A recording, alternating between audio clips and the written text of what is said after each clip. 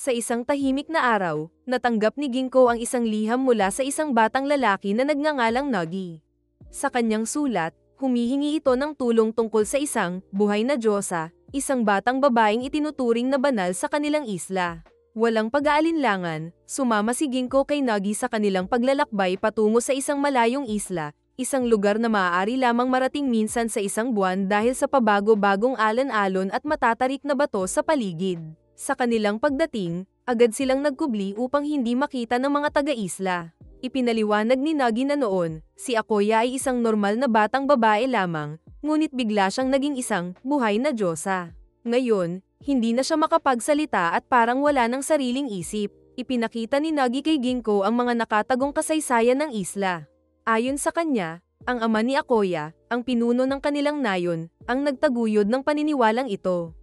Sinabi niya sa mga tao na may kakayahang magpagaling si Akoya kaya't maraming gustong pumunta sa isla upang humingi ng lunas. Ngunit isang araw, lihim na narinig ni Nagi ang ama ni Akoya, na ang lahat ng ito ay isang panlilinlang lamang.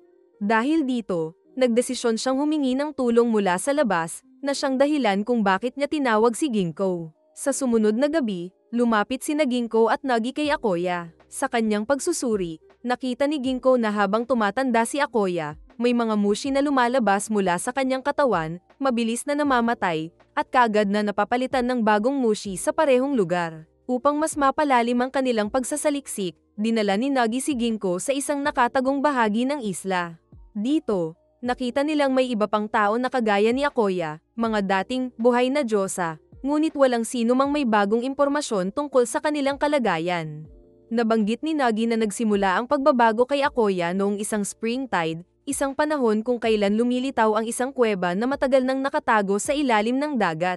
Sa kanyang paggalugad, natuklasan ni Ginko ang ilang daga na naapektuhan din ng parehong mushi. Ginamit niya ito para mahanap ang lunas, at nang makuha niya ang tamang paraan, ginamit niya ang kanyang mushi needle upang alisin ang mushi